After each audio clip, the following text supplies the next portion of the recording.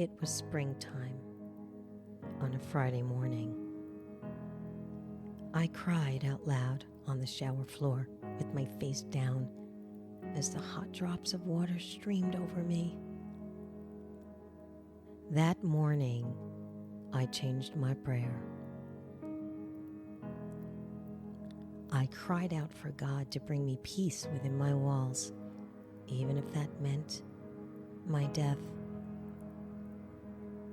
I no longer prayed for my marriage. I just wanted to die.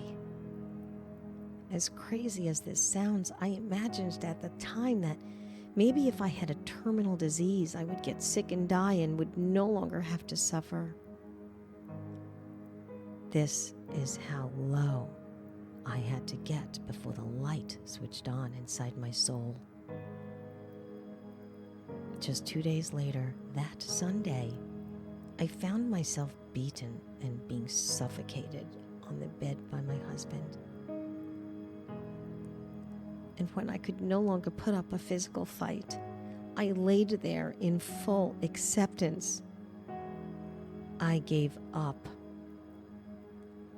And at what seemed to be my final breath, my husband was holding his 2 hands tight around both sides of my throat and jaw, and I closed my eyes and imagined my son's face as my eyes rolled back into my head and waited for my death.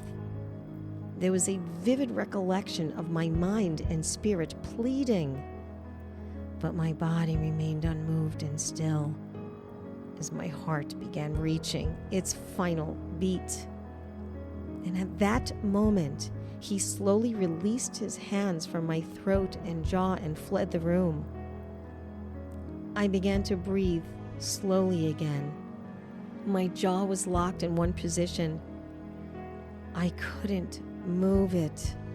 The universe plucked him out of my life on that day. After the trauma, only 3 days later, a peace came over me and my household that was indescribable. I can only describe it as conscious presence.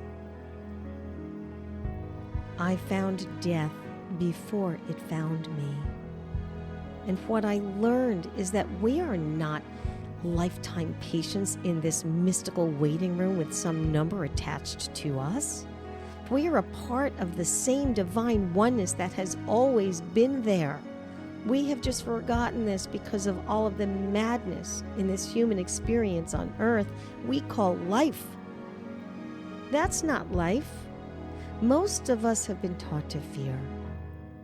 And most of us have also been taught to trust fear and use it as a defense mechanism.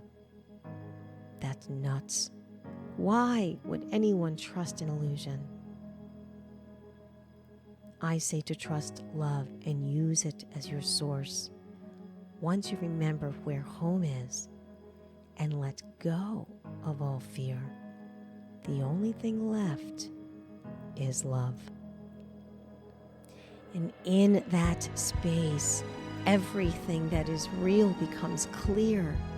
And that is the knowing where nothing else exists. Only the love in that moment.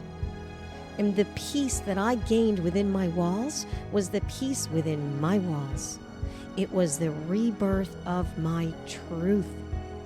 The death I gained was the death of the ego, which was really just a part of my thinking mind that had been hovering over the unconscious me who I identified with. All of the things my unconscious ego was relating to, I set free. And this meant letting go of my identity as a battered wife and the warped sense of societal and doctrinal duty that I felt I had to fulfill. This also meant letting go of all shame for past mistakes that I judged myself as making. And this meant letting go of all fear for the future and abolishing all of the what ifs. Ego and that thought-based mentality no longer ran my life. It's not that ego is bad, but that it can be so unconscious. Once I set those unconscious thoughts free, there was a clearness, like a perennial.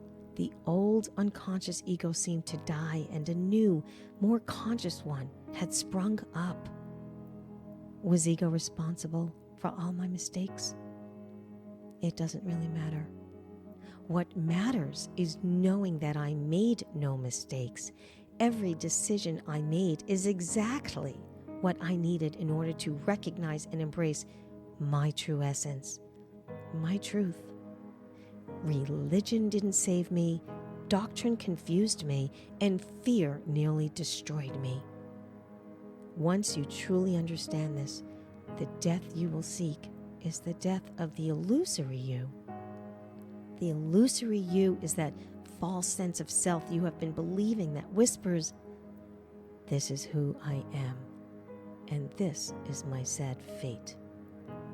This couldn't be further from your truth. Let go of the illusory you. Finding your truth is the birth of your triumph.